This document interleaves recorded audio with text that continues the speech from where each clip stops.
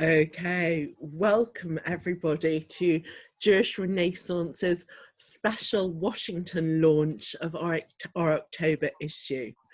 I'm really delighted that we're doing this session jointly with the Capitol Jewish Museum from Washington, and very much looking forward to opening it up to Cara, their director, and to all our panelists as we go throughout the evening.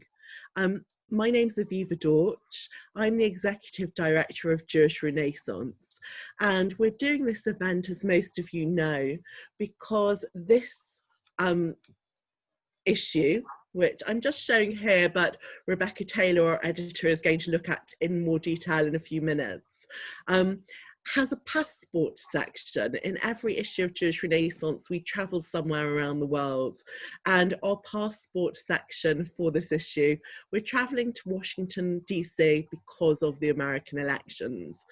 There's lots of other exciting material in here as well. We have Michael Rosen, who many of you know, who is recently out of hospital after suffering COVID, who is writing about When Hitler Stole Pink Rabbit, and also is a feature in our magazine. And Anne Michaels, the famous novelist and poet from Canada, talking about Paul Celan. Rebecca will give you more details about that in a minute, but I also wanted to just mention our supplement. So this issue, we have a full supplement on Iraqi Jewry. It's the 50th anniversary, the Jubilee edition of a magazine called The Scribe, which was first launched by Naim Dangour when he came to the UK from Iraq. Naim was the exilarch. His son David has taken that role over. And Naim's niece Natasha has created this wonderful magazine honouring the work that he did and looking at the contemporary Iraqi Jewish community. So I do hope you'll enjoy reading both Jewish Renaissance and The Scribe. But more of that in a moment from Rebecca. So let me tell you how this evening's going to work, because it's functioning both as our magazine launch, but also as a big panel discussion about the state of the world, particularly the state of America, with the awareness that the forthcoming American elections on the 2nd of November may well have a big impact on all of us. We're going to start the session with Rebecca looking at the magazine. We're then going to go over to Washington, and we're going to meet Cara, and she's going to tell us a little bit about the Capitol Jewish Museum and the history of Jewish Washington before introducing herself, because Cara will be one of our panelists for our question and answer session with everyone a little bit later on. Our other panelists are Sabrina Sojourner, who is a chaplain, an educator, a writer, an activist. We have Elissa Silverman, who is a politician. She's council member at large for the District of Columbia. And we're also going to be joined by Josh Glancy, who is the Washington Bureau Chief of the Sunday Times. So I'm going to bring each of them in individually to talk a little bit about their relationship to Washington, and maybe introduce a few of their thoughts on the current political situation. And then we'll bring everyone up on screen and have a big panel debate. Rebecca will moderate questions. So she will ask the questions during the question and answer piece, but the questions that she brings in will be your questions. So please do join us. There's a Q&A at the bottom of the screen, so please put your questions into that question and answer box, and we'll try and take as many of them as we can. If we can't take them all verbally, we might respond to some of them in writing. That's for those of you who are on the webinar. We're also live on Facebook, and we're hoping to be live on YouTube too. So if you are watching via Facebook or YouTube, please write your questions into the comments. All the questions on all the platforms are going to be being moderated. We've got a wonderful technical wizard, Danielle, behind the scenes who's doing that. So this will only work really if you contribute. Please feel free to write in questions and comments all the way through, but they'll particularly be taken with the Q&A. So that's how it's going to work. But for now, I'm going to start off, before we get into the meat of the session, by bringing in our editor, Rebecca Taylor, and asking her to talk to you a little bit about this quarter's issue of Jewish Renaissance. Rebecca. Okay, thank you, Aviva. Hello, everybody. Welcome to the launch of JR's October issue. And I'm going to start off by giving you a bit of a whistle-stop tour of our current issue. So let's have a look and we can see what we've got in it. As Aviva mentioned, the topic is, the main theme is Washington, DC, but we're covering America in a wider sense, looking at the election and also the issues of Black Lives Matter and other cultural and political issues that are very current at the moment. So we'll kick off by mentioning the piece where I interviewed Joshua Cohen, who's something of a wunderkind at the moment in American literature. He's been hailed as the next big thing in Jewish American writing and perhaps in American writing in general. And his last book, Moving Kings, was quite a political book, and he touches on issues about identity, Israel, America, and Jewish American life. So he spoke to me about what's going on in America at the moment, and I think his article's quite thought-provoking.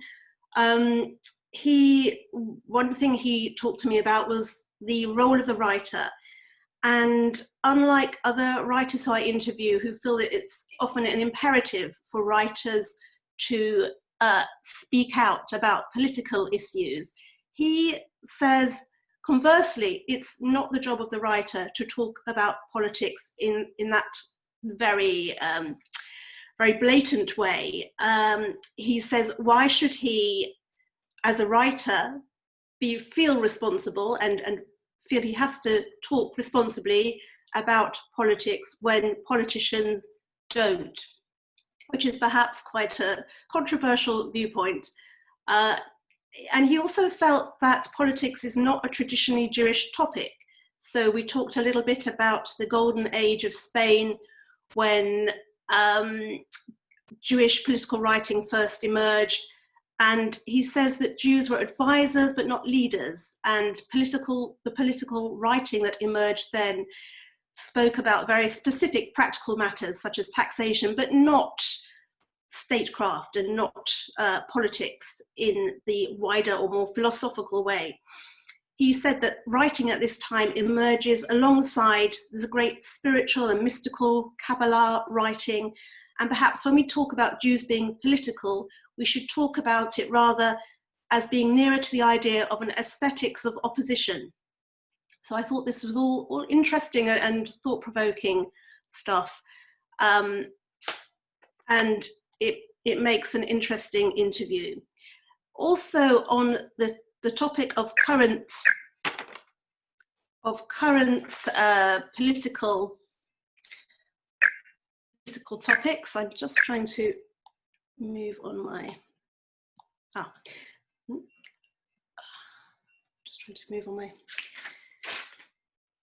sorry.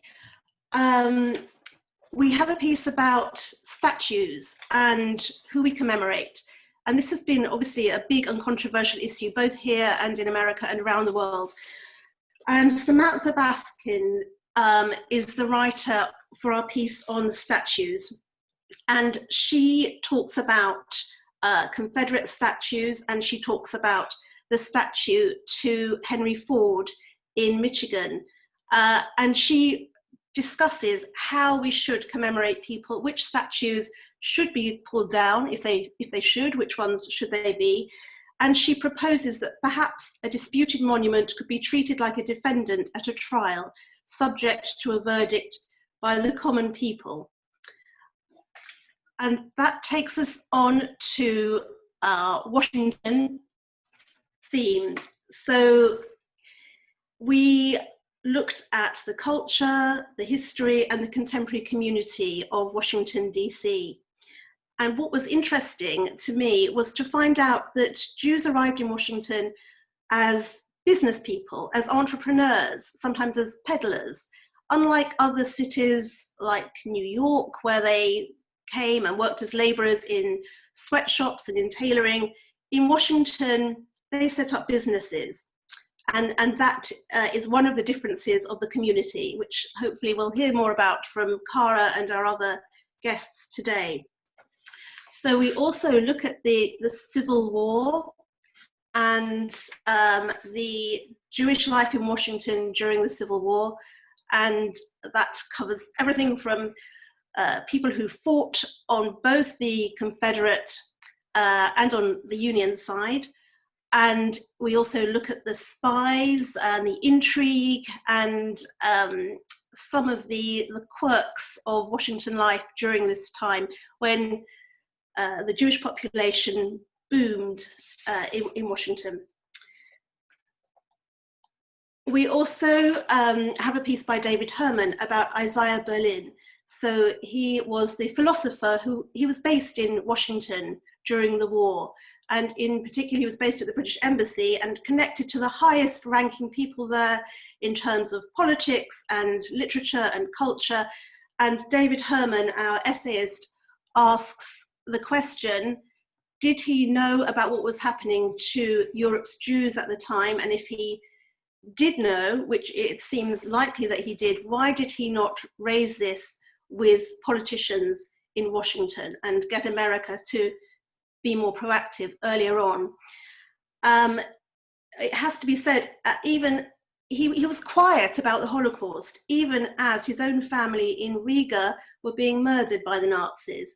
So this particular piece raises lots of questions about why he kept quiet, and probably some of that was to do with anti-Semitism at the time, him not wanting to stand out or rock the boat. But I recommend that essay, it's very interesting. And we also obviously look at the late, great Ruth Bader Ginsburg. I speak to the co-director of the film RBG, which is a wonderful film. If you haven't seen it, I highly recommend it. And Julie Cohen, the co-director of the film, tells us a bit about Ruth's connection to Washington and to Jewish life in Washington. Okay, so we also meet and speak to some of the people who you're going to be meeting tonight. So Cara and Sabrina and Elissa, and I met many very interesting people among the Washington DC community.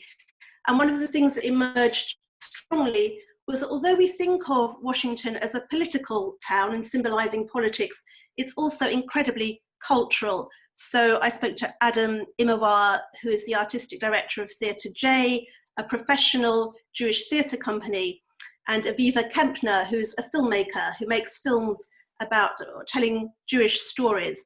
And everybody stressed that it's culturally a buzzing town, and for Jewish people and Jewish young people especially, it's really a cultural hub. Okay, so that's Washington, which we'll be hearing a lot more about soon.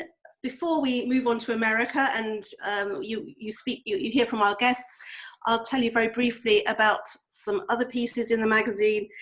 So we have a wonderful piece by the great Canadian novelist Anne Michael, who talks about the poet Paul Celan and his relationship with the German language, which represented many awful things for him, but he really tried to reclaim the language and use it in a very different way to express a sense of hope in some cases in the future. We also hear from Michael Rosen, who Aviva mentioned, who's reviewed a new film of When Hitler Stole Pink Rabbit, which is of course based on Judith Kerr's book of the same name. And I was really delighted to hear from Michael because, as many of you know, he's been so ill with COVID, and it was wonderful to hear from him and to hear his thoughts about the film. And finally, I'd like to mention the piece by our arts editor, Judy Hermann. Judy interviewed Dame Hermione Lee about her biography of Tom Stoppard, the playwright. And it's a lovely interview, and I really recommend you reading that. As Aviva mentioned, we're also having a special supplement of The Scribe with the issue, which is a wonderful addition to this October magazine. So I hope you enjoy it all. Thank you. Thank you, Rebecca.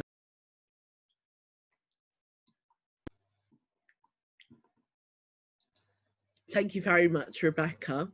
And it's now my pleasure to introduce Cara Blond, who is the director of the Capitol Jewish Museum in Washington, who's going to speak a little bit about that, as well as about her personal relationship to Jewish Washington, and maybe give some political thoughts as well.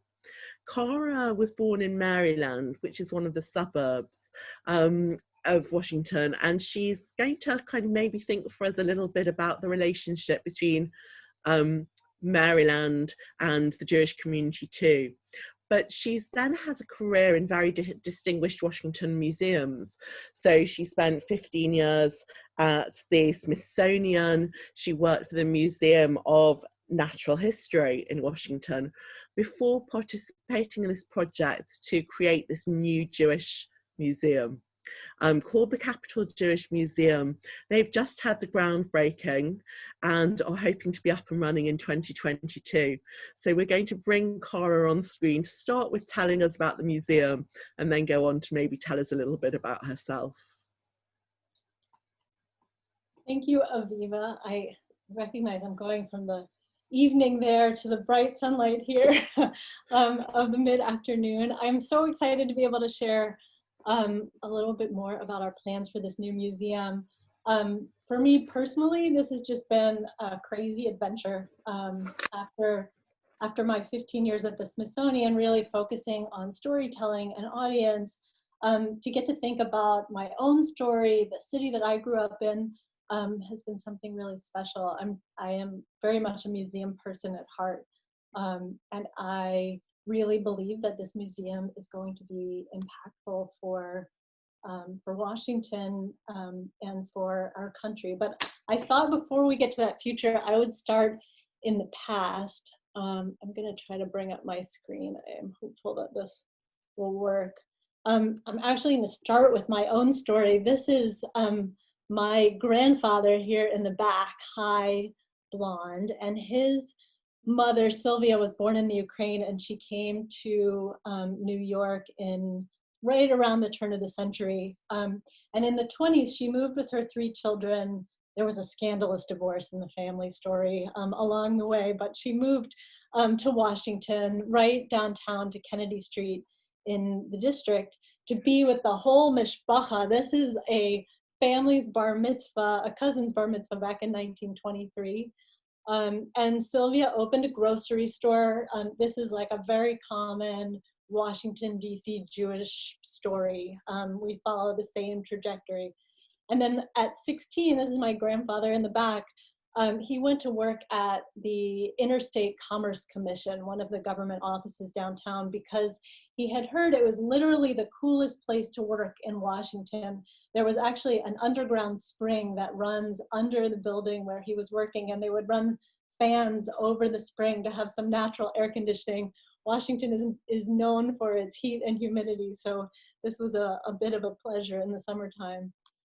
So I guess for me, when I had a chance to combine my passion for museums with my passion for this city, that really embodies action. Rebecca and Aviva both talked about this city of civic engagement, of politics, and thinking about power. Sometimes inaction, we're also very much known for.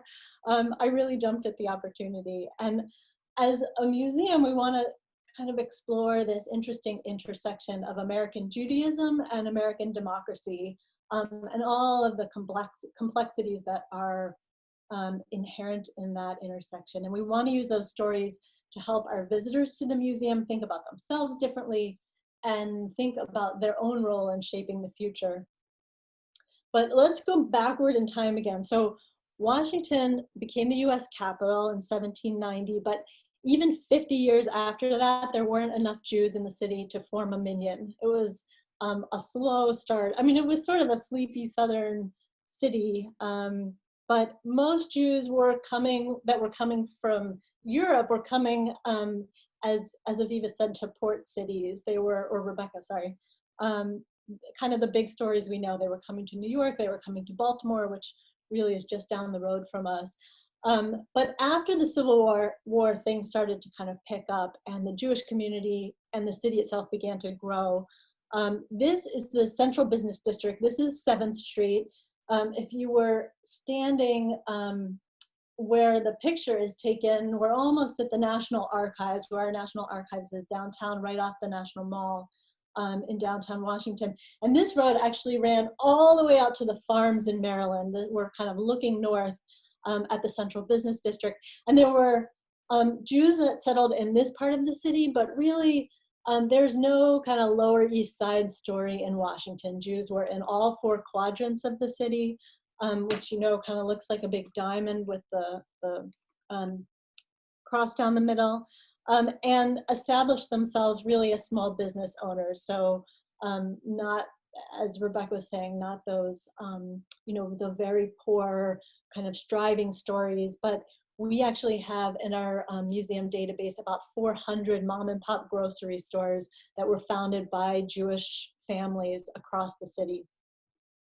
And in the midst of all of that growth, the Jewish community kind of decided it was time to stake a claim right in the shadow of the Capitol building. You can see the Capitol off in the distance. This big building, what is now our National Building Museum, was then the pension building. It's where the veterans went after the war to collect their pensions. And this little tiny building right in its shadow was the first synagogue that was built in Washington, D.C. It was actually the second congregation in Washington. The first congregation was praying in a church that was just down the street from here. And a group of families decided things were getting a little bit too flexible, too reform. There was an organ involved, and that became just a step too far. And so they broke off and formed their own congregation. They called it Addis Israel. It's actually I'm looking in the background of Sabrina's image there. I don't know if you can see that yet. And formed the first sort of Orthodox congregation and built their own building in just 4 months, right before the country's centennial. And actually Ulysses Grant came to the dedication ceremony for this. The sitting president then came to the dedication ceremony for this little building and suffered through a 3-hour, very hot, all in Hebrew Orthodox dedication for this congregation. And the building had this congregation in it for about 30 years, and then they moved out. They built a much larger, more ornate building just down the road. And the building was sold and became a series of other things in the life of the city. It was a series of churches. It became a barbecue restaurant. You can see this little pig hanging off of the side of this historic synagogue. It was a coffee store and a bicycle shop and a soap store. It's just got this amazing rich urban history to it. And then in the 1960s, it was in the way of a project to build the new headquarters for Washington's subway system, for our metro. And so it was literally picked up off of its foundation and driven down the street. And it had been used ever since as sort of a heritage site, a place where school groups came and programming and some traveling exhibits were developed to tell the stories of Jewish life in Washington. And then a few years ago, it was once again in the way of progress downtown. This is a massive redevelopment project in this part of the city, all these new buildings going up. Actually, the highway in the 60s was built directly down the center of our city and sort of cut one side of Washington off from the other. And this developer has decked over, literally put a decking on top of the highway here and built new buildings. And as sort of the centerpiece of this major redevelopment project is a new Jewish museum for the nation's capital.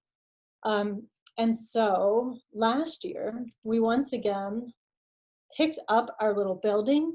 We moved it down the street, just a block. It was a really wild, very cold January day here in Washington. And on 90 wheels, the building was pivoted in place and then kind of backed up. This is our construction site that you can see in the foreground here, and put in place just a block from a major kind of intersection in the city.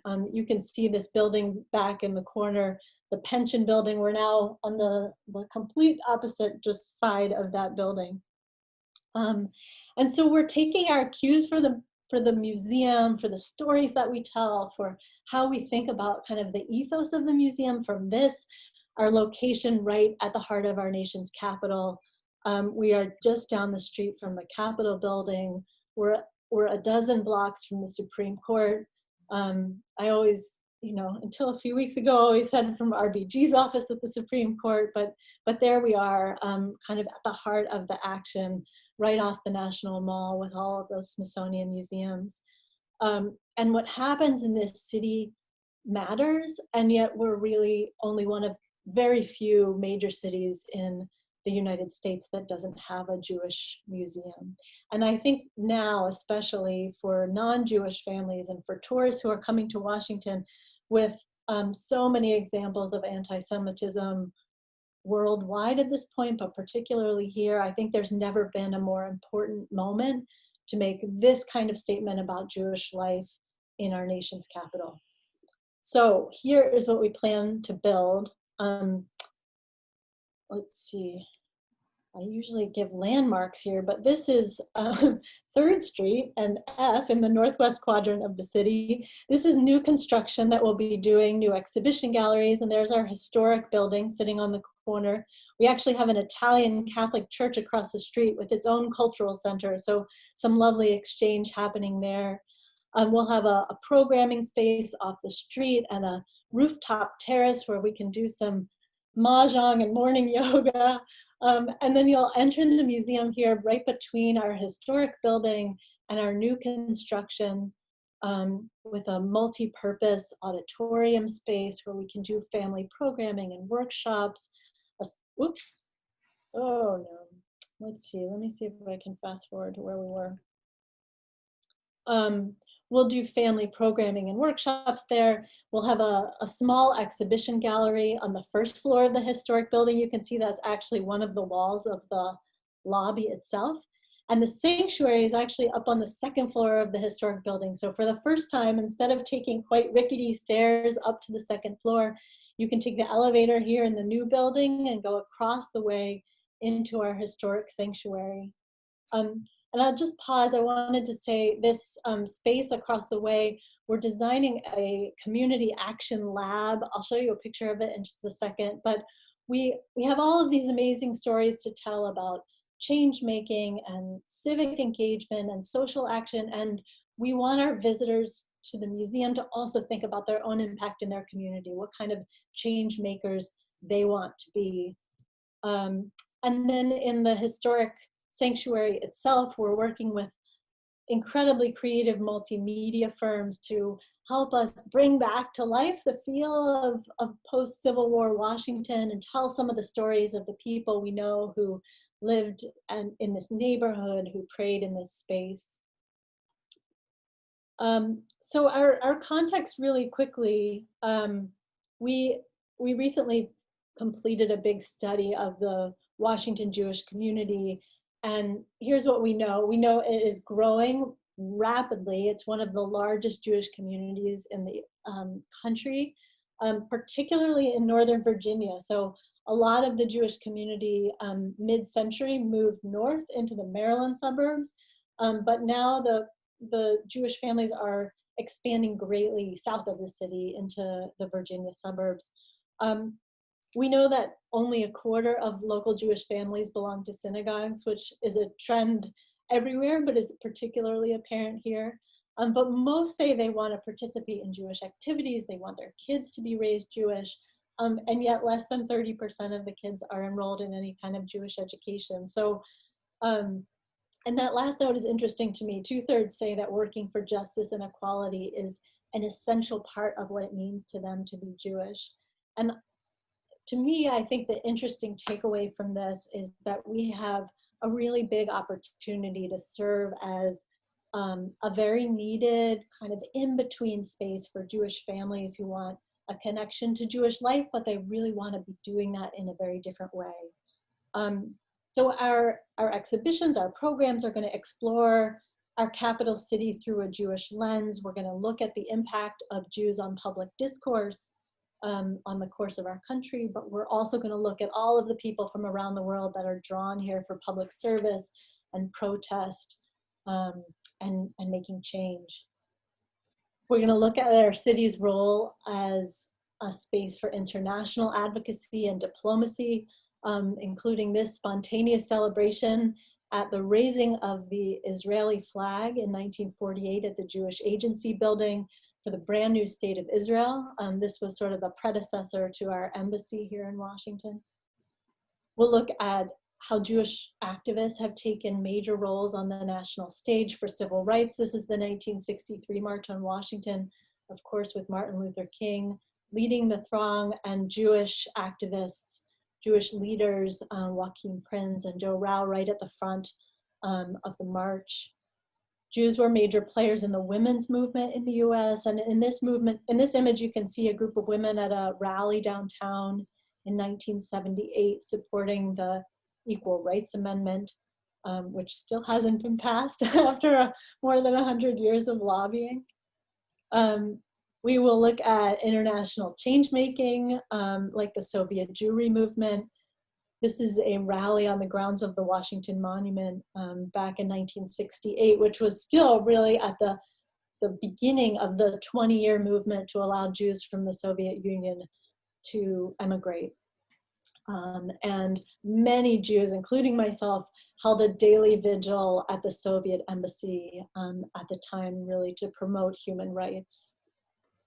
And of course, there is an ongoing role for Jews in the city to advocate for change. On the left is an image from DACA protests at the US Capitol last year. On the right, during the March for Our Lives, the gun rights rallies, Jewish presence has been really felt very recently in the city too.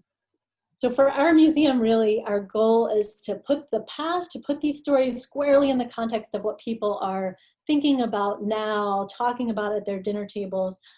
We want to ask our visitors to make grappling with the past a basis for how they plan for the future.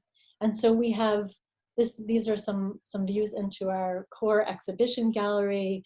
We want to use interactive mapping to look at immigration and growth and change in Jewish Washington, some of the movement of the Jewish community, but really how it intersects with other cultural and ethnic communities in the city, and some challenging themes around restricted covenants in different parts of our city, gentrification, white flight, all, you know, really a seated part of our city story.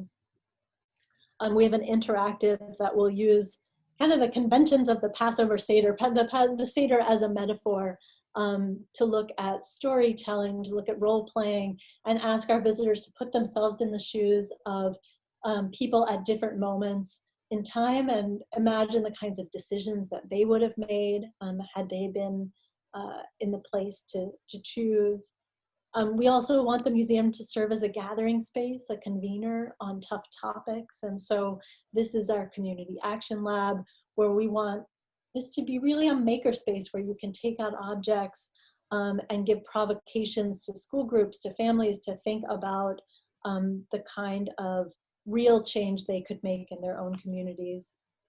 We'll have a special exhibit gallery where we can bring in shows that really don't have a home right now in Washington, and we're, as one of our first exhibitions, working on bringing the notorious RBG show to our museum. And just to wrap up, so where are we now? We, as Aviva said, just a couple of weeks ago, broke ground on construction for the new museum. So that will be moving quickly. We have about 14 months of construction. we'll start building our exhibitions and installing them for a mid-year opening in 2022, which feels like tomorrow. It's coming up really quickly. Here's an image with lots of our friends and partners from our groundbreaking. And I am excited to kind of invite all of you into the conversation. So thanks for this opportunity to introduce everyone to our work. It's our pleasure, Cora. And Cora will be joining us a little bit later for the big discussion, but I just want to feed one specific question in that's come in through our Q&A about the museum itself now to Cora. So Philip Waxman asked about the distance from the Holocaust Museum in Washington, which is something we all know about. And I'm also curious, like not just the physical distance, but will there be a relationship? So maybe quickly to Cora. Sure, that's a great question. So we are on opposite sides of the National Mall. We're probably less than a mile apart, but we're certainly, we are very friendly and working together, thinking of ways that we can build on each other's work. The Holocaust Museum obviously tells a really crucial and important story, but we think that we have a lot more to say about Jewish life in the nation's capital. So we have very different stories to tell, but certainly opportunities, I think, to collaborate and work together as we move forward. Fantastic, thank you. And as I say, we'll be bringing Cora back a bit later on. Now, our next panelist and our next three panelists, we're kind of going to bring in just quite quickly to introduce themselves before we open up and have everyone on screen.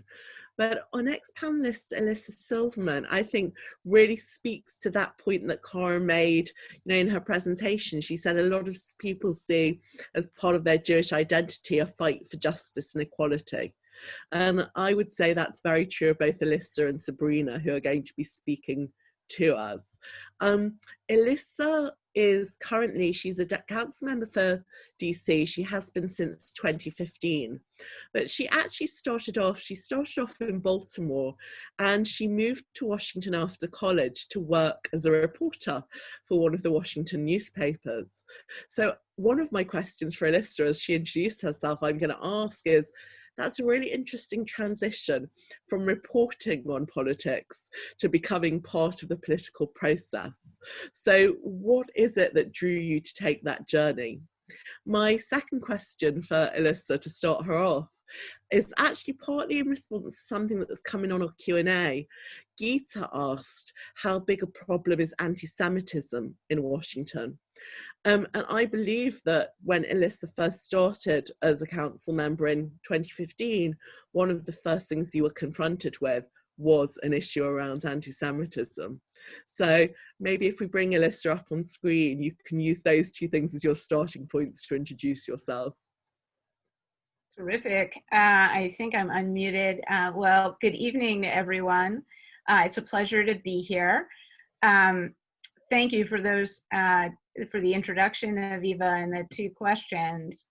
I think Kara's presentation actually provides a good foundation for me. I came to Washington, like many people, to do work and what I thought was justice-oriented work. As you mentioned, I was a journalist and worked for several local newspapers, including the Washington Post.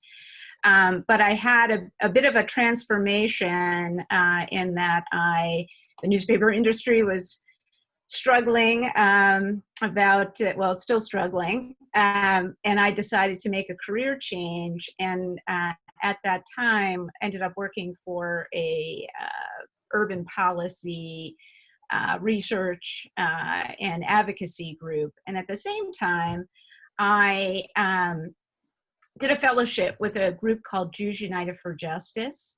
And it is a political group that's undergirded by Jewish values like Tikkun Olam, but it has a real focus not just on repairing the world, but on repairing our local neighborhoods and communities here in Washington.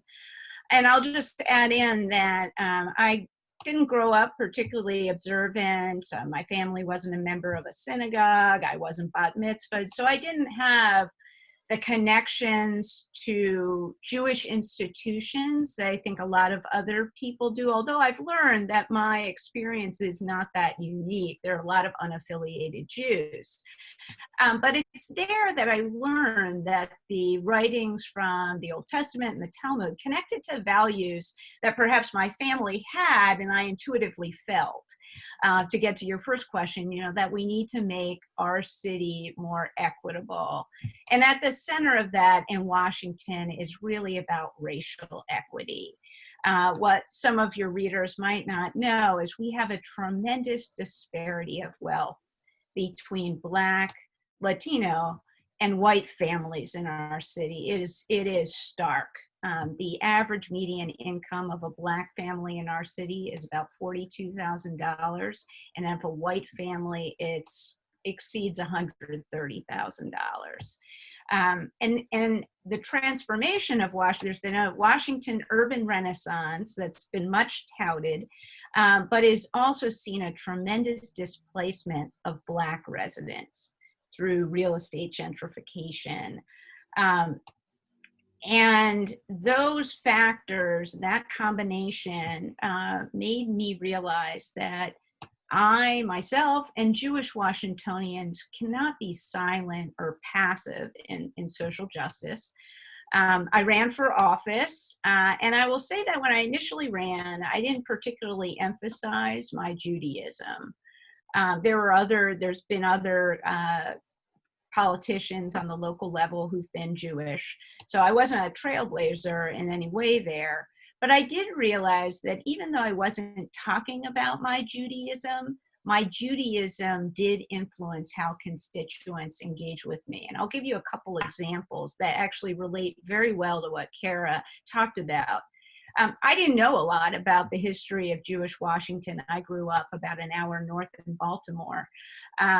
But through my constituents, and particularly Black residents of our city, they shared their experiences with me, with their experiences of the Jewish community. One of my most memorable is an older Black resident who lives what we call east of the Anacostia River, east of the river. It's a predominantly Black neighborhoods in our city. And he always remembered that the Jewish grocery store owner in his neighborhood always gave his mother credit when she didn't have enough money to pay for the weekly groceries. And that clearly made an impression on him. Other Black residents, particularly older ones, remembered Jews who were involved in the civil rights movement. And they particularly remember that some of the earliest supporters of our most iconic mayor, who you might know, Marion Barry, a lot of his early supporters and backers were Jewish. But I also realized that, especially for younger Black residents, they had a much different experience with the Jewish community. Part of that is because in the 70s and 80s, there was Jewish flight from Washington to the suburbs. So there was less of a physical connection. As Kara talked about, I think in earlier years, there was more integrated communities and very good examples, especially in the northwest part of our city. But Jewish Washingtonians were still rooted in our city. They were some of the city's biggest landlords. Bernstein Companies, for example, is one of the biggest landlords in the city, and the experience that some of those Black residents had with Jewish residents wasn't as pleasant.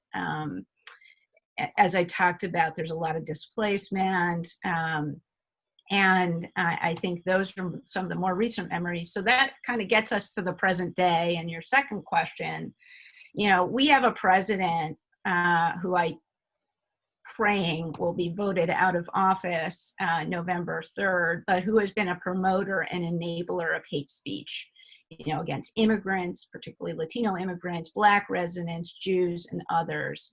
And I think that dynamic would naturally make us allies. And Jewish institutions in the city have been very vocal allies in saying that Black Lives Matter and support the Black Lives Matter movement. Yet I think for white Jews, you know, it has made us think about white supremacy and about the intersection of being Jewish and the other, but also being white.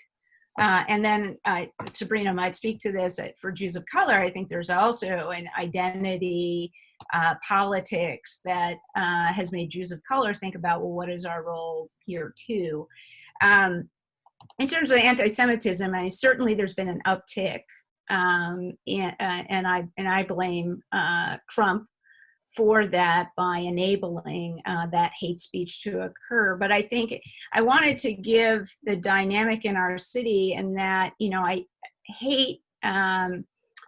hate speech is given an opening when there are people who feel like they are not listened to and have not done as well and are looking, and it I think opens up the opportunity for people to exploit that. And I think that's happened a little bit in Washington, and that, you know, there's a lot of anger about displacement and about the economic, you know, the racial, institutional racism that has kept some of our Black residents particularly, from being able to you know, make as much as white residents, have the same opportunities, the same schools, access to education, and so forth. And, you know, I think as you mentioned, there was an incident locally where there was peddling of anti-Semitic hate speech. And that was a real, I think, like, crisis of identity for me. And that, as I said, I didn't grow up particularly Jewish. Didn't have that be one of my big identifying characteristics, but that incident made me realize that I could either embrace my Judaism or run away from it. And I decided to embrace it because I realized that this, you know, that we need to educate all of us about, you know, the role the Jewish community has played, and educate some of our neighbors about Judaism and the Jewish community. And it was a really, I'd say, seminal experience for me. But it made me realize that, you know, that we need to, you know, be a lot more engaged and tolerant and compassionate, and build stronger relationships even within our own city. I'll stop there. Brilliant. Thank you so much. And you've given me the perfect segue to Sabrina. So that could have been planned. It wasn't, but it could have been. So thank you, Alyssa. And I know the two of you know each other, and I'm sure there'll be a little bit of interaction later on. So Sabrina, and I'm going to try and give it the American pronunciation, Sojourner, is a woman of many talents and many skills, because she works as an educator, she works as a chaplain, she's a writer, she gives spiritual guidance to the Jewish Social Services Agency. She's also a chazan, chazanit. And I've heard a rumor, although I'm not going to make her sing, I've promised her I wouldn't make her sing, but one of the things she's so skilled at is fusion music. So apparently a favorite is singing Micha Mocha to the tunes of Bob Marley, which I just love, because in one, it brings so much identity together, and we will hear that sometime, if not today. But so Sabrina grew up in North Carolina, but now lives in Rockville. Is that right? No, I actually grew up in California. Oh, you're born in North Carolina, is that right? Okay. Wow, what a journey. North Carolina to California to Washington. We'll have to hear about that in a moment. So I was just going to say, what, 2 different places, but actually 3 completely different places. But so you're in a brilliant position to give us more of the span of the country. So Washington's context in terms of the span of the coasts, but also the Midwest of America. How does kind of Washington fit in? But also, I believe that you work with a network of Jews of colour, not just in Washington, but across America. Alyssa began to mention the Black Lives Matter movement. So part of me would like to ask you, you know, what is your experience of that been? Although I'm also quite wary, because I know that my friends in the UK who are Jews of colour are feeling exhausted, because they are the people who are translating between. Within the Jewish community, they're always talking about Black experience. Within the Black community, they're advocating for the Jews and trying to stop anti-Semitism. So I don't know if that is also your experience, but I look forward to hearing more, and also your wider experience of what it means to be Jewish. So over to Sabrina. Thank you very much. I want to first talk about the fact that this is the third largest population of Jews in the country, and it's also among the most diverse. There are Jews from every part of our tradition and every part of our culture. So there's a large group of Sephardic Jews. There's individual programming, small program, but there's also cross-community programming across the region. And some of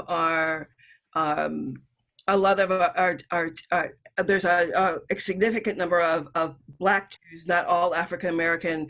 By Black, I mean African American, as well as Caribbean and African Jews as well. And so it is, and Persian Jews, Latinx Jews, it's everything, just about everything is here. I can't guarantee you that everything is here, but there is a lot of diversity. And there's also been a long-term partnership in post-Civil War with the Jewish community, between the African American community, Jews of color, and who were mostly mostly Black Jews, and the larger Jewish community that started with Howard University shortly after it came into being. And it's something that's not written about a lot.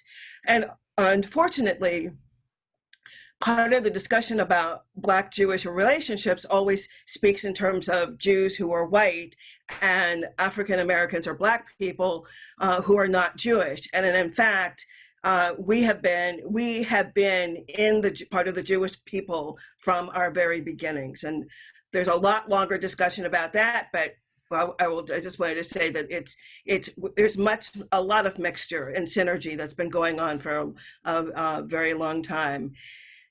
And in terms of our community, one of the things I would say that's actually been very exciting in this time of COVID is that more of our diversity is showing up. There's been a lot more programming that we've been able to do with Shin DC, which is Sephardic Heritage in DC, and that's a metropolitan area programming that's been going on.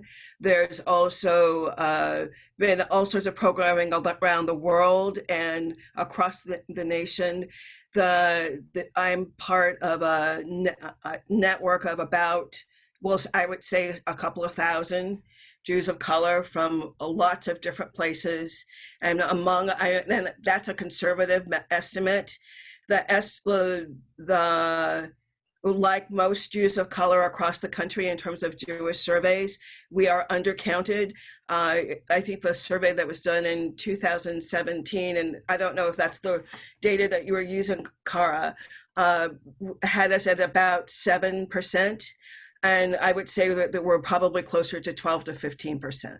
And part of that is because of how the questions about Jewish identity get asked or does not get asked. And so most of the data really until very recently has been an inference as opposed to an exact number.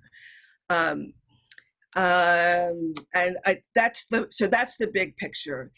And the relationship to social justice issues writ large have always been problematic, going back to what I said about Black people being seen as those who are not Jewish, and then those of us who are in part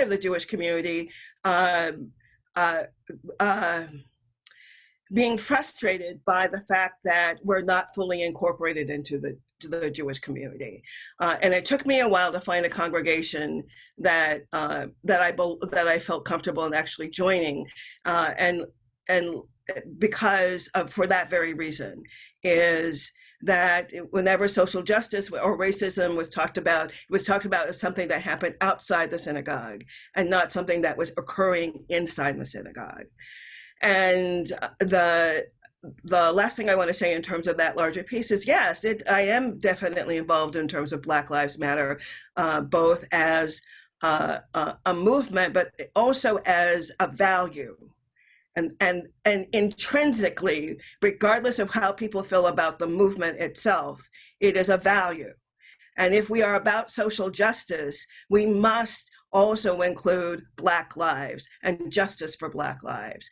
There's no ending anti-Semitism without also ending anti-Black racism.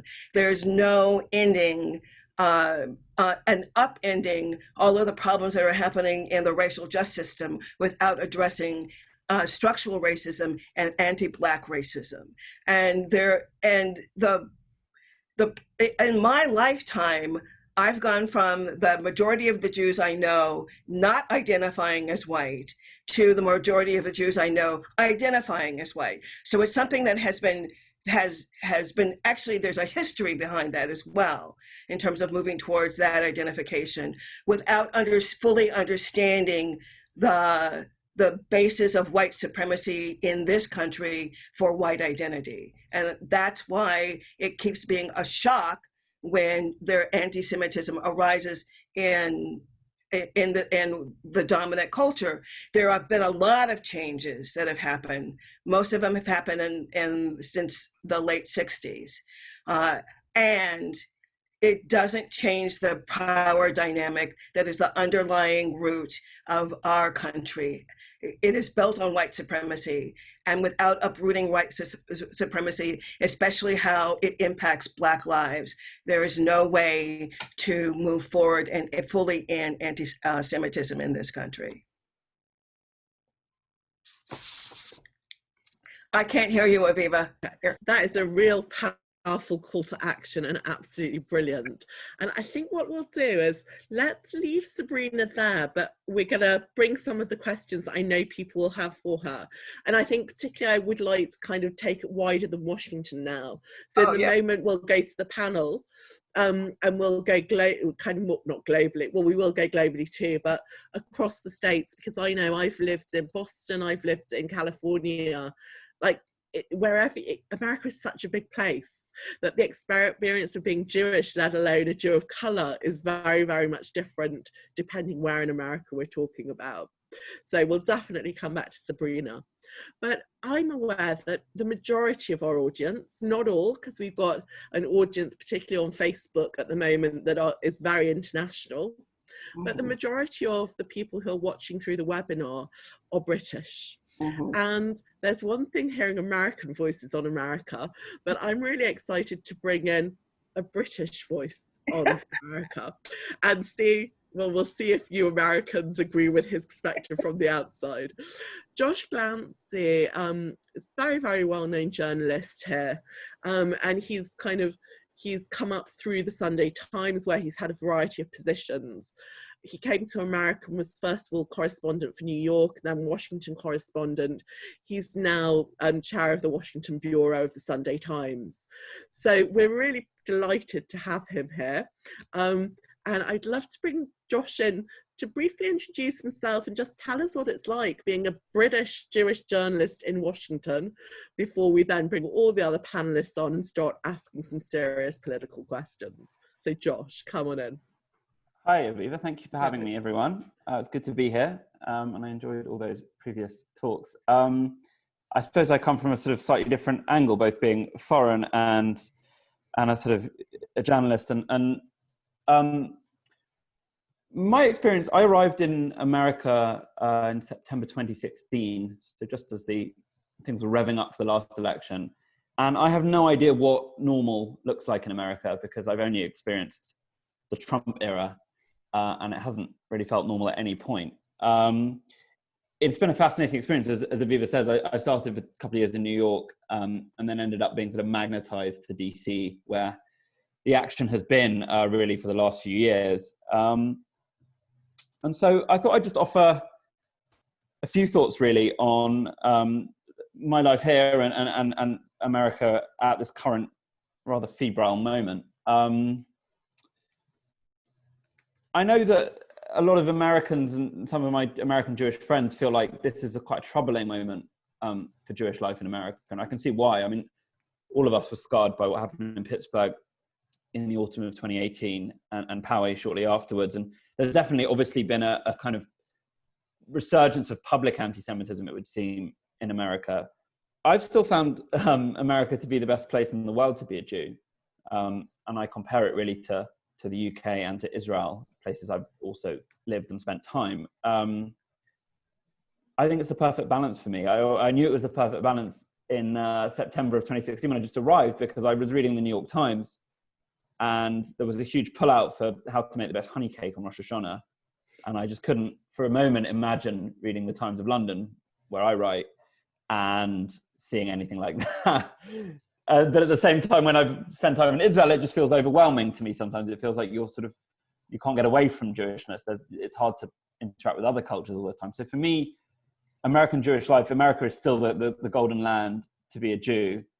And I think with this election coming up, a lot of Jews around the world are looking quite nervously to America, because they're wondering if that golden land is starting to sour, if things are starting, if the sheen is coming off it a bit. And they wonder if America's status as a leader of the world Jewish community, as a refuge for Jews, as a place to live really any type of Jewish life you want, whatever your background, is in jeopardy. And, you know, I've been covering the Trump era, as I said, from day one. And for a long time, it felt like the system was bending, but not breaking.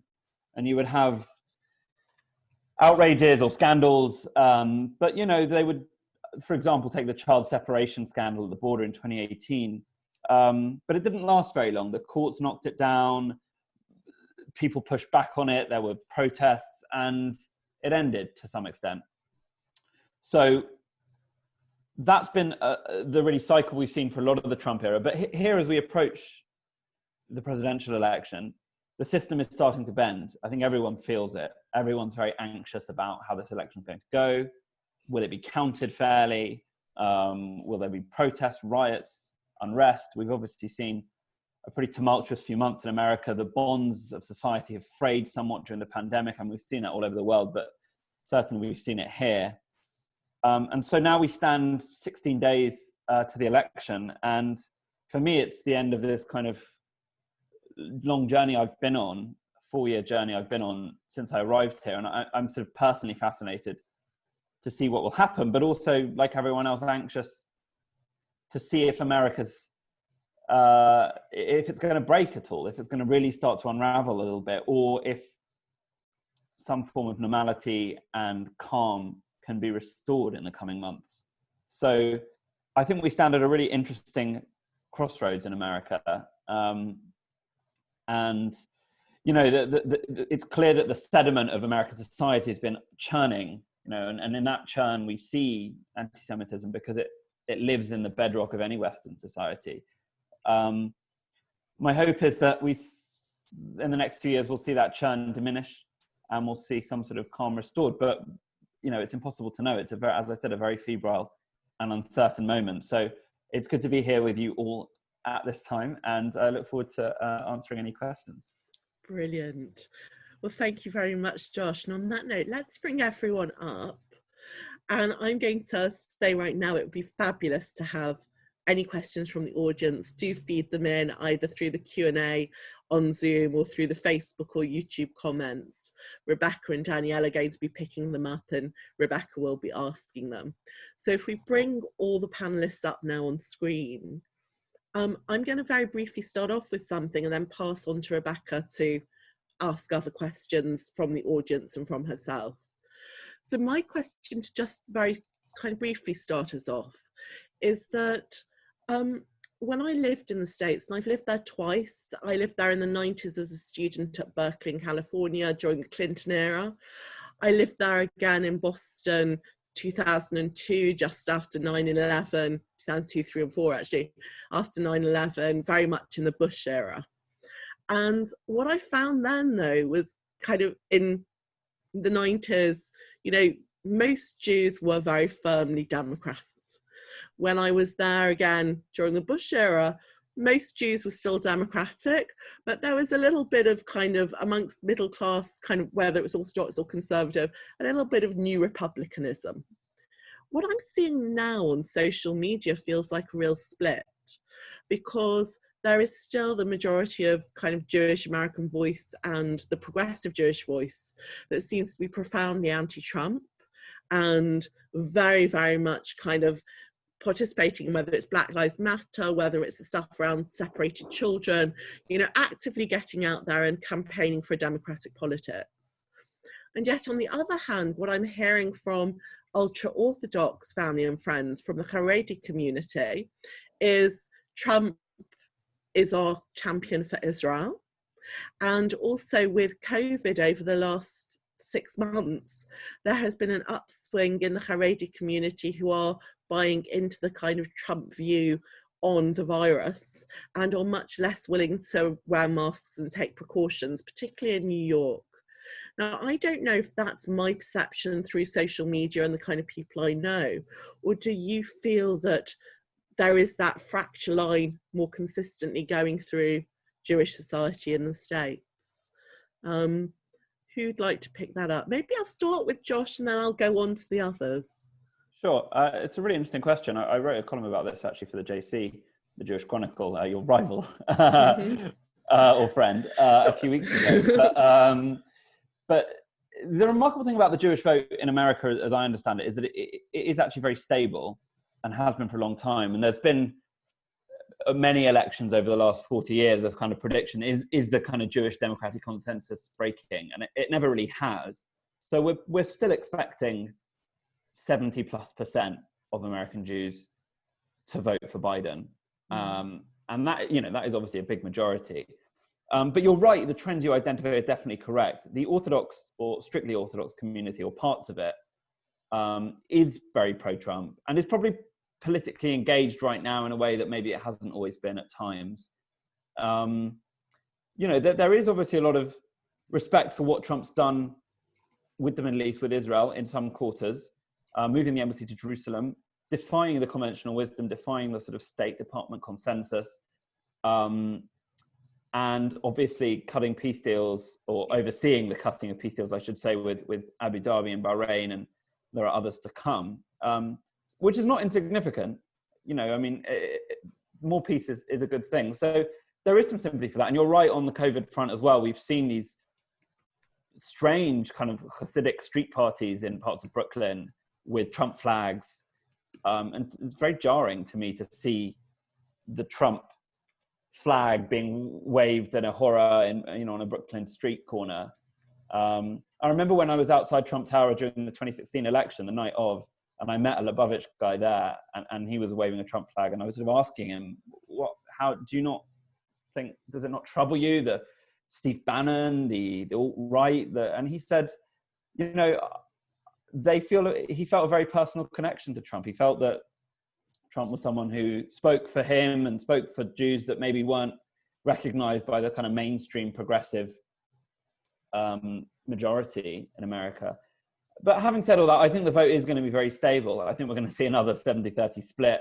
The Biden campaign is doing a big get out the Jewish vote thing. They've got Doug Emhoff, Kamala Harris's husband, traversing the country. And I think a lot of Jews recognize in America that even if Trump does do nice things for Israel, potentially, or things they might approve of, that he is a chaos agent, and that Jews don't flourish in chaos. Jews flourish with moderation, they flourish with stability, and Trump, you know, even if you like some of his policies, it does not bring moderation and stability to public life. And so I think for that reason, along with their historic allegiances, Jews will go for Biden in big numbers. Right. Thank you. I'm going to pass over to Rebecca now, because she's got questions to bring into some of the other panelists too. Rebecca. Yeah, so actually following on from that point from Joshua, I wanted to know what issues are important to Jews in America. While I understand you probably can't speak of a Jewish voting bloc, are there things, possibly apart from anti-Semitism, which we've touched on already, that are things that Jews might feel more concerned about than other Americans? And also, on that note, is Israel still the strong and solid subject and affinity that it has been with American Jews? Because I also got a sense, speaking to people for the issue, for this current issue of JR, that, that there was also some ambivalence creeping in with American Jews' relationship with Israel. And I wondered if you could address those, perhaps. Maybe we can hear from Alyssa on that. Well, I very much agree with Josh's analysis. I think in the end, the Jewish community, the Jewish community is not monolithic, as we talked about. But I think in general, as Jewish people, we generally want to have a tolerant society that accepts differences in the other and embraces our neighbors. And I think that's where Trump is so abhorrent to many Jews. If Israel is your litmus test issue, and I will say I'm an American Jew, I'm not an international affairs expert, but I think if you are partial to the Netanyahu regime and have his view of Israel's relations with its neighbors and America, then you might have a pro-Trump view. But I think that is where I think there has been a change, and I imagine the Jewish vote for Biden will be even larger than it was in 2016, because Israel was used by Republicans and by the Trump administration as a wedge issue. But I think I will even speak personally this. I believe one of my close relatives voted for Trump, and specifically on the issue of Israel. And I really hope that vote is not going to happen again. And I think there's a just the lying, the intolerance, the drumming up of these crazy right-wing conspiracy theories, I think should be very disturbing to many Jews for the reasons that Josh said, and for the reasons Sabrina said, and that any kind of hate speech, whether it's directed at Latinos, whether it's directed at Black Americans, is a threat to Jewish Americans. So I do think that the incredible amount of hate, the tolerance for hate speech, and I think the enabling, I think will increase the Jewish vote for Joe Biden. I'll just, because I completely agree what both Josh and Alyssa said, what I will add is that in terms of DC, and particularly the Jewish community in DC, there are a lot of us who are wonks and nerds. I think probably we might have a higher percentage of both of those than any other Jewish population in the United States. And I can express an ambivalence about what's happening in Israel on a number of different issues. However, I still support Israel. And I know there are a lot of Jews who are wonky like me, who can express distress, but we want Israel to continue to exist. Cara, did you want to add anything on the issues for American Jewish voters? No, I mean, I think they align pretty closely with the issues that many American voters care about. I do think there's a generational divide in the Israel issue that we're seeing play out, and that feels particularly acute in Washington, where we have, APAC down the street from J Street, down the street from all of these advocacy organizations.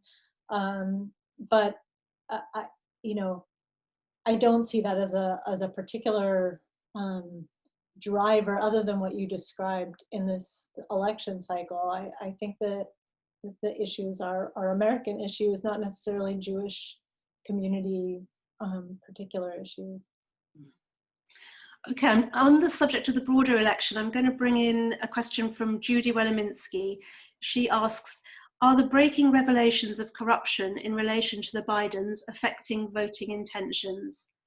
So maybe let's go to Josh, as he's covering the politics in this wider way. Yeah, it's a good question. The allegations that have come out in the New York Post the last week are a little dubious, certainly in their provenance. I won't bore you with the whole story because I'm not exactly sure what it is, but it appears that a laptop came from a repair shop in Delaware where a nearly blind repair shop man downloaded it, gave it to Trump's lawyer, Rudy Giuliani, who seems to have published it in the New York Post.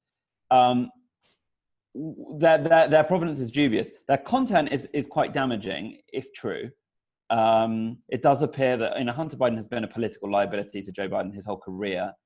It does appear that he was kind of favor and influence peddling in Ukraine and China. We knew that already, but this is more evidence that he was doing so.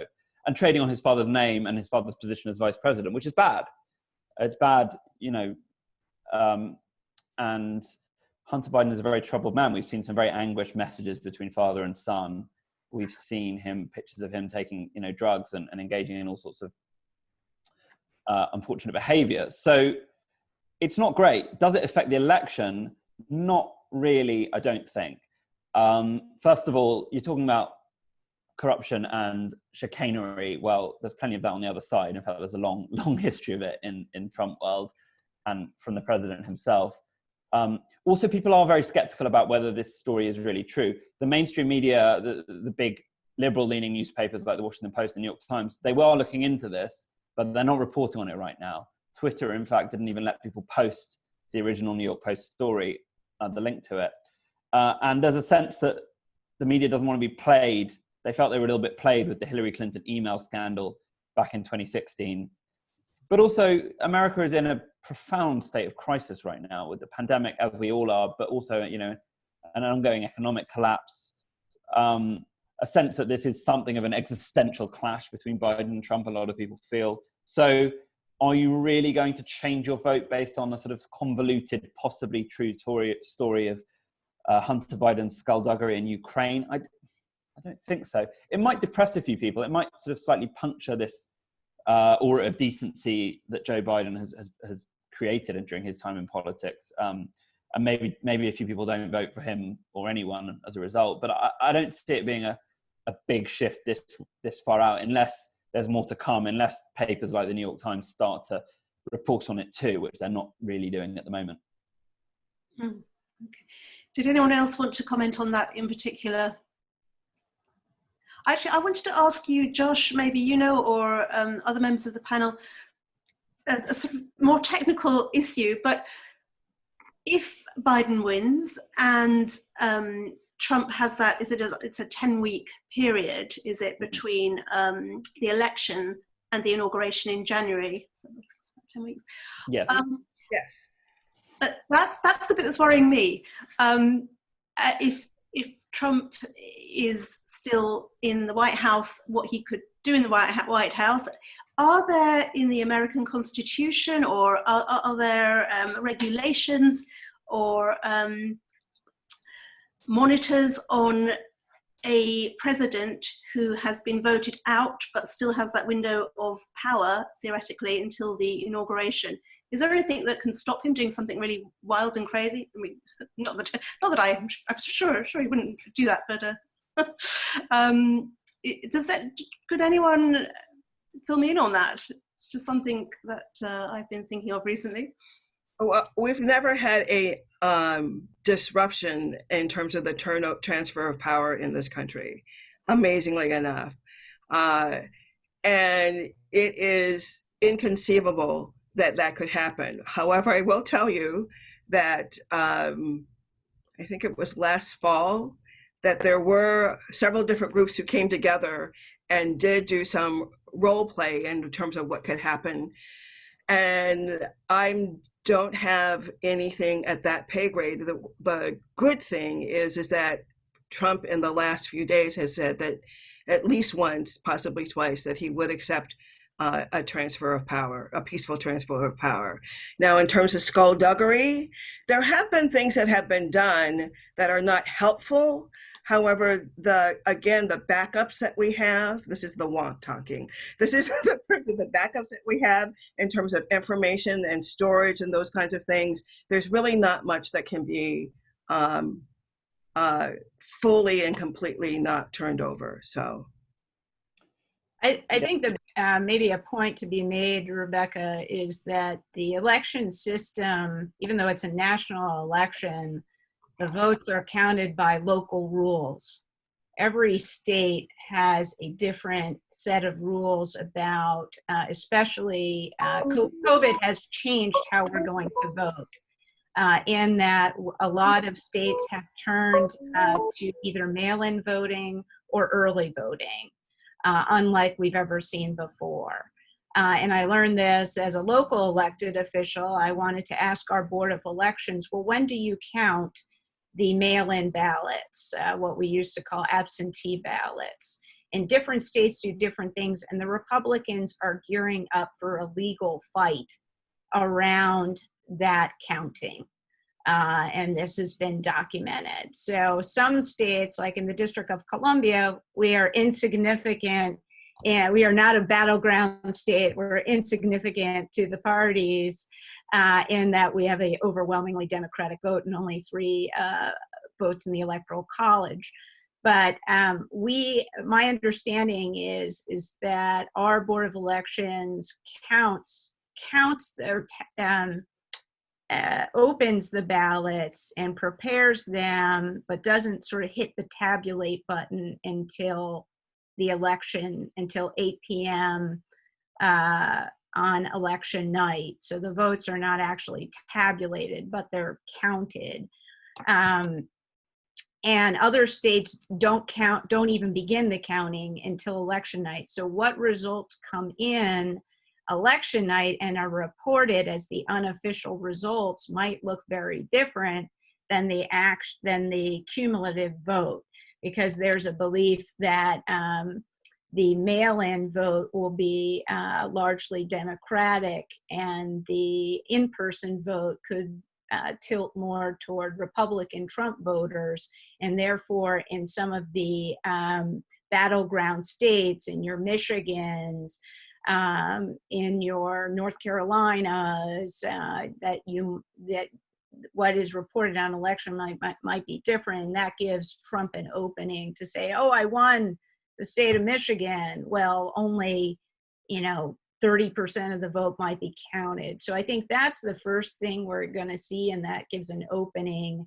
to the chaos that I think at least the Trump part of the party is going to prey on. But I think the other thing, and I'm not a national, I'm strictly a local affairs politician, but I think I think what you're seeing now is the split in the Republican Party, which is very interesting. You have Republicans denouncing Trump, who are concerned for the future of their party. I think probably some of your viewers might have seen the Lincoln Project ads. These are Republican strategists who have run away from Trump.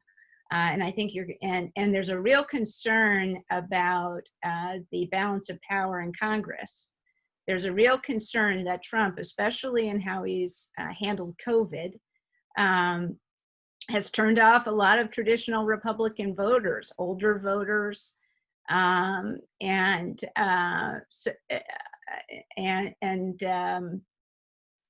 might affect the balance of power in especially the Senate, which is sort of a check. Right now has been sort of a check on the Democratic House. And that if in some of these battleground states there are the Senate is flipped, then that could really do long-term damage to the Republican Party beyond the, I think, cancerous, the cancer of Trump. Thank you. Okay. I've got a question here which looks specifically at Washington and the Jewish community in Washington. So I'm keen to get that in now from one of our audience. So let's go to Barry Hyman, who asks, if only a quarter of Jews belong to a synagogue and fewer than a third of kids get any Jewish education, what future for the community?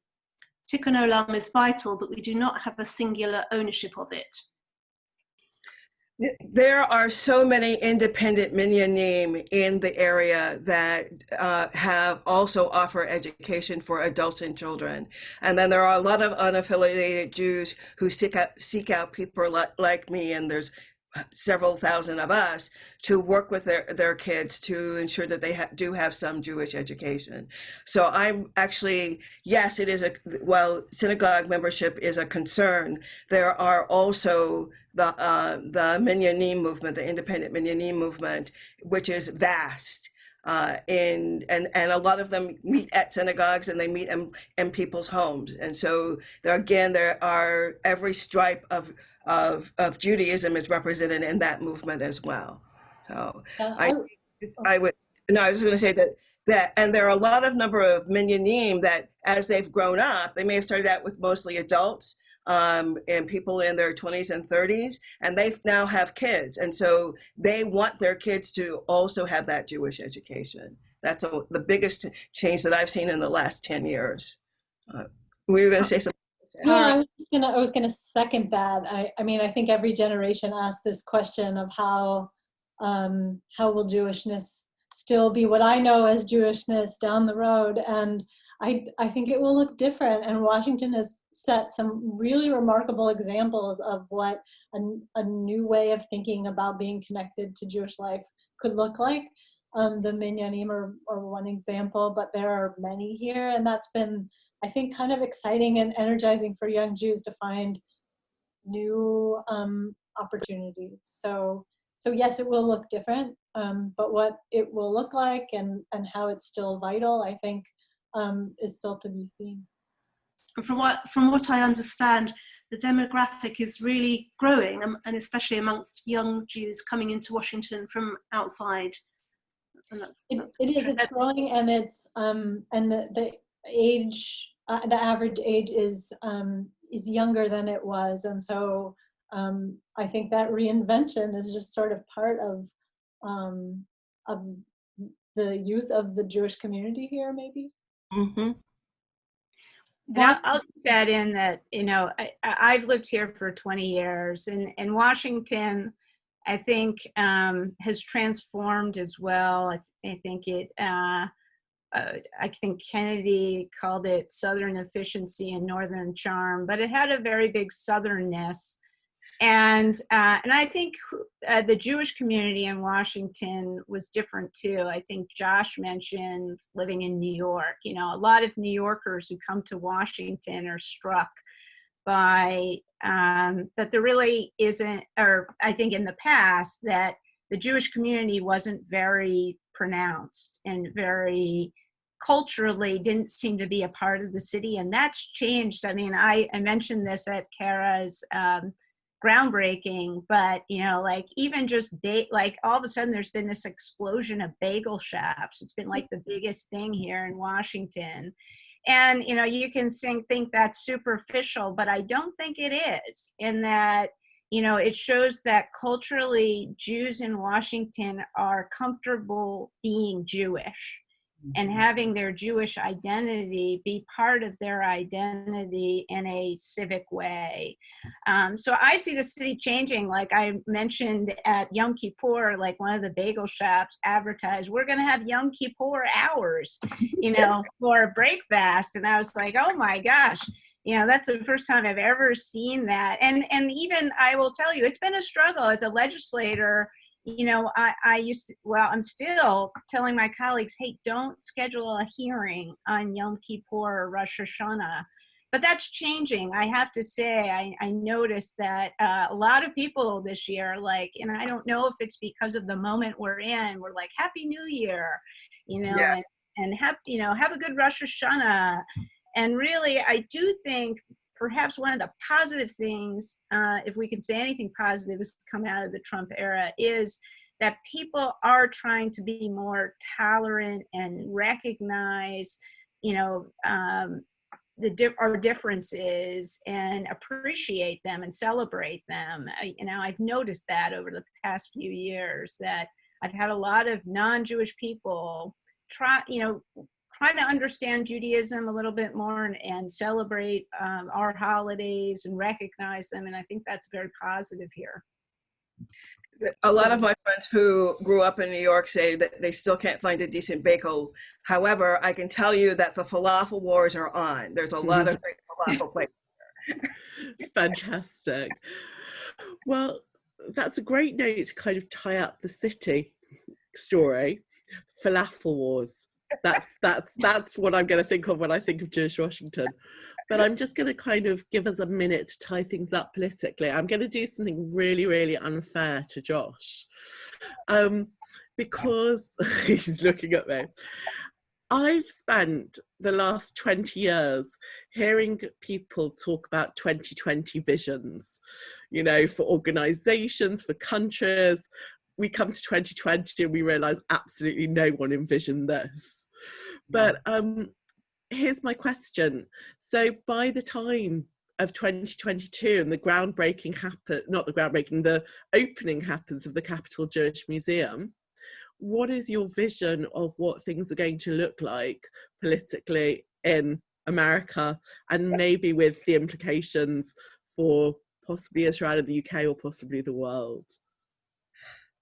Not a big question then. Like in 2 minutes on one leg. Right. Well, our final word. Know, I suppose obviously as I said, we're at a sort of really quite enormous crossroads here, and you know, so you have to look at, does Biden win, does Trump win? I think if Biden wins, I don't think everything goes away. I think someone else alluded to earlier, there's a bit of a split in the American Jewish community on Israel. The younger generation, much more ambivalent in some cases. There's a kind of leftist, quite anti-Zionist movement in Brooklyn and elsewhere.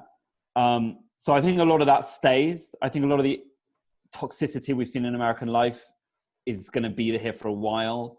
I think a lot of it's driven by social media and sort of instability around digital life. Obviously, we're going to be living with the pandemic and its consequences for some time. In terms of the world, so yeah, if Biden wins, you know, you can imagine they'll try and forge some sort of deal with Iran again. So you'll see maybe a bit of a pivot away from the kind of Gulf states, Netanyahu axis back towards Iran. I think they're going to struggle to do a repeat of the Obama era Iran deal, but they'll try something. So that would be something to look out for geopolitically. Overall, I think if Biden wins, you know, I do hope things will settle down a bit. I mean, his whole campaign has been to restore normality, but at the same time, he's a little old, he's a little infirm, and America is a very, very tumultuous place. And these divides, these geographic divides, these cultural divides, this anger are not all just going to evaporate with the Biden victory. Some people hope they will. And there's been this divide in the Trump era. Do you see Trump as a symptom or a cause? And I think he's often both, but I always lean towards the fact that I think he's much more a symptom of a sickness and an instability than just the sole cause of it. And if you accept that he's a symptom, then the illness and the problems are still very much in the body politic, in the system. If Trump wins, if he pulls out a surprise victory, it's going to be a strange few years. I mean, you know, I don't know. He doesn't really know what he wants from a second term. He just doesn't want to lose. He just doesn't want to lose power. We'll see more uncertainty, and I think we're heading into a very unusual future if he does win. So we'll see.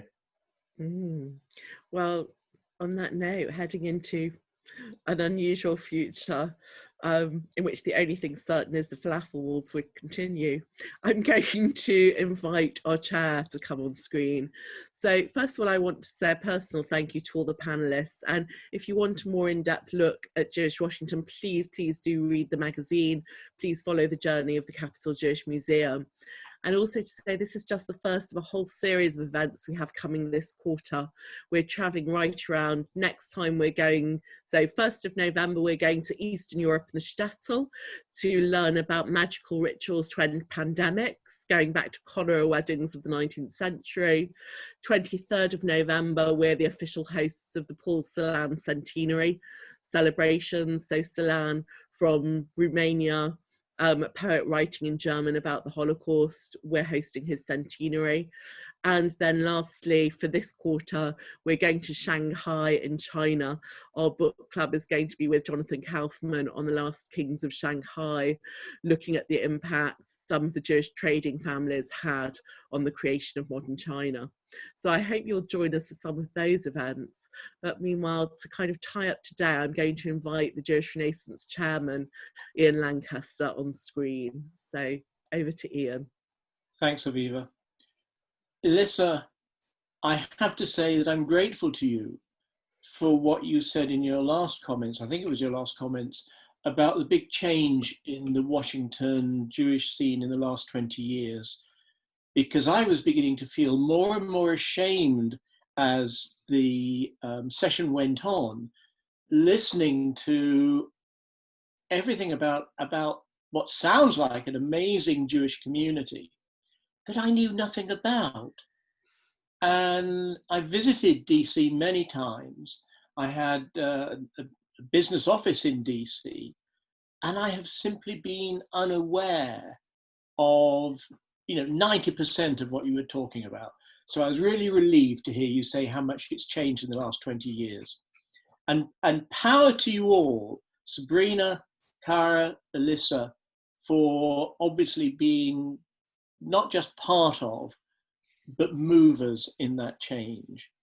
Sabrina, your story, your comments, absolutely fascinating. Cara, I look forward to being back in DC in 2022 or beyond, when I'm allowed to travel again to visit what looks like an amazing museum. And when I'm there, I will make sure that I find out more and participate more in Jewish Washington than I have done in the past. Josh, thank you for your overview. Thank you all for participating in what has been an informative, educative, interesting, amusing at times session. Rebecca, thank you for deciding that this issue's passport would be DC. I can only say that I hope this might be a step on a path which sees Jewish Renaissance more exposed, more circulated in the US, Washington especially. Of course, Cara, I will expect you to be stocking it in your bookshop in 2 years' time. And Aviva, well done, and thank you for setting this up. Thank you all. It's been fascinating. Make sure you read a lot more about Washington, DC Jewish community in this issue of JR. Thank you all. Thank you very much. Aviva, back to you. Okay. Well, just on that note, we're really looking forward to continuing the relationship. Just because we visited once doesn't mean that we won't visit again. So I hope you'll all stay in touch with us. And also, one of these days, Sabrina, we're going to be getting you to sing Bob Marley Fusion Hazanut for Jewish Renaissance. We'll be having that concert, I promise you all. And last word to Josh. I don't know if you've all been following the Q&A. There have been loads of comments that we haven't been able to bring up on screen, but including one from a committed reader saying she likes reading the American reportage, but she really misses your weekly column in the Sunday Times magazine. So you have fans. On that note, thank you very much, and we look forward to seeing you all at the next event. Bye.